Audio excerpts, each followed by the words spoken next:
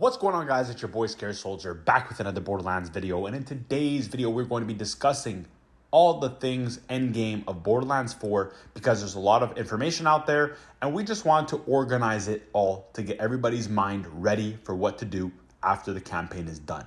Now, why we're talking about this is because endgame is where the longevity of Borderlands is created. The campaign can always be beaten in about 20-30 hours roughly, and then eventually, when people get good at the campaign, figure out things, they start speedrunning it in like 5 hours. You know what I mean?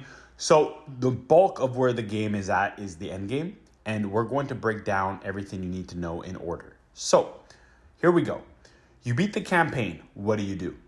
You're going to have an unlock of the Ultimate Vault Hunter mode. What this mode is basically another difficulty system.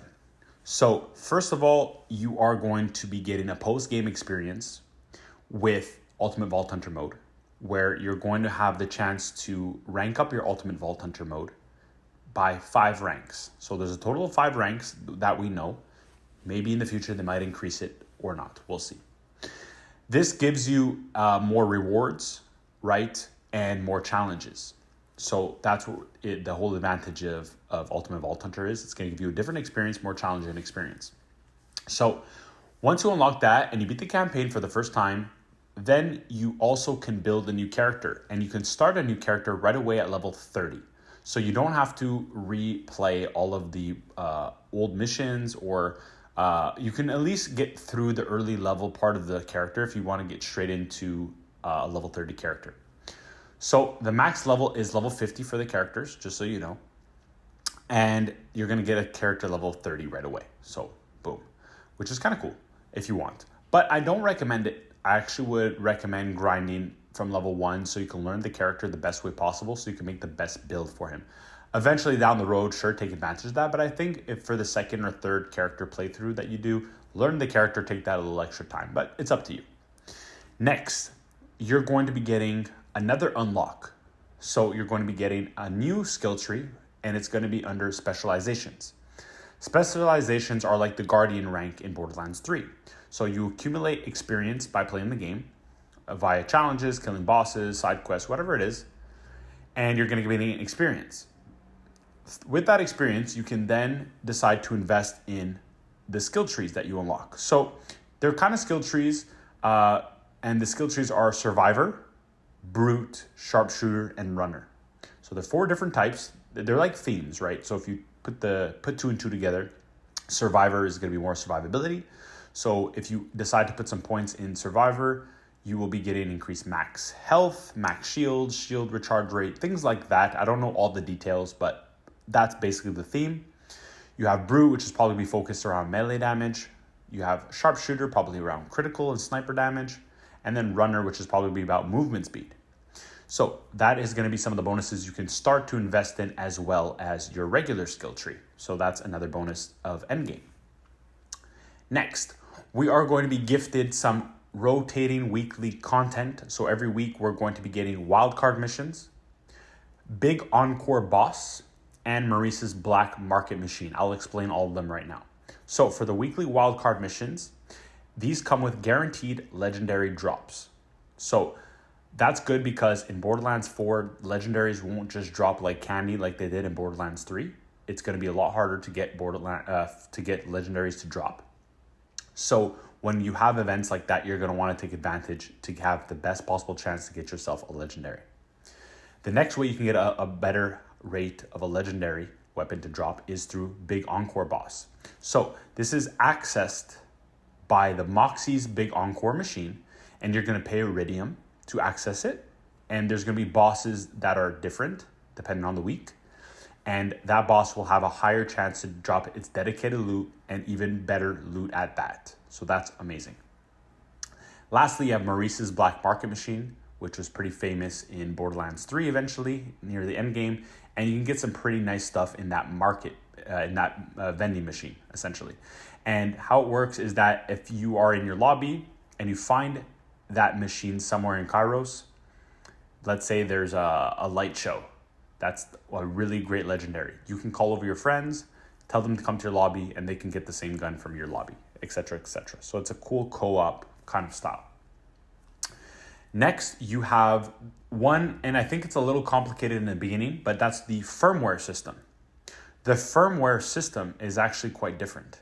So how it's going to work is how we had anointments in Borderlands 3, like on action skill end, you get 20% more damage, more splash damage on action skill end, things like that. How it's going to work now, instead of it being on your weapons, we did have anointments on our shields and stuff, but it seems like it's only going to be restricted to your gear. So you're going to have class mods, shields, ordnance, enhancements, which can all have the possibility to have firmware on them. Now, firmware is essentially like an anointment perk. And what's going to happen is you're going to be able to have bonuses on them. So let's say, for example, you have a shield. It's called the B shield. This B shield has a firmware on it. That firmware is called God Killer. That's what I think that's one of them. That's what the God Killer or whatever.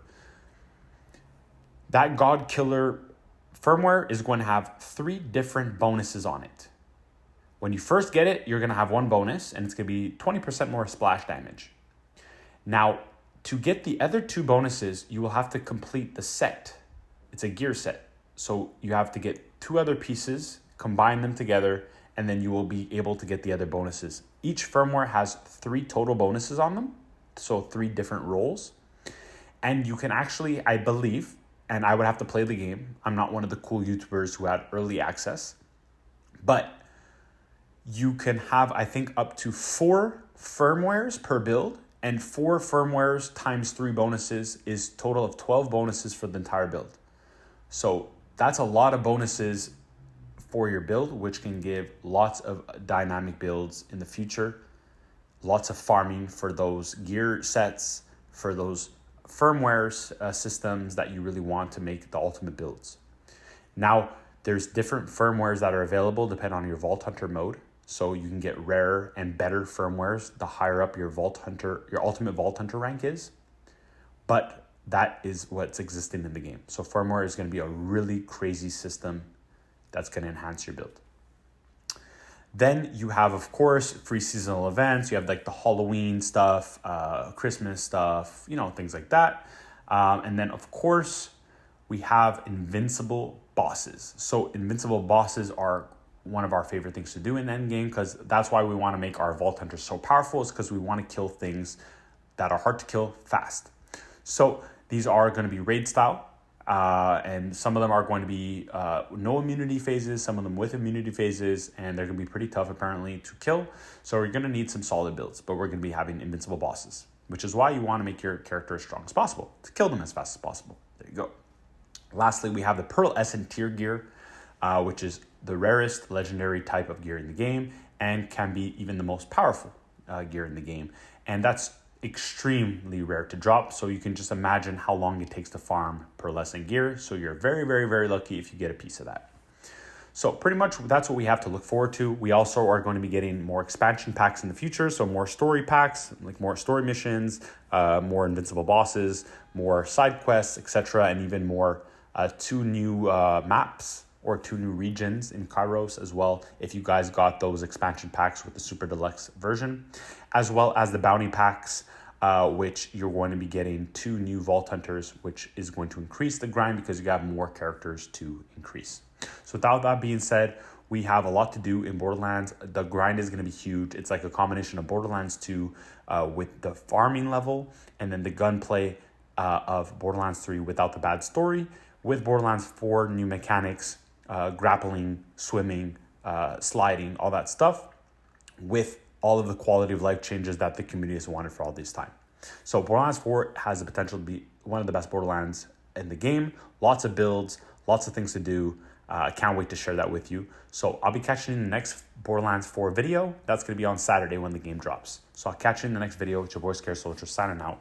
Peace.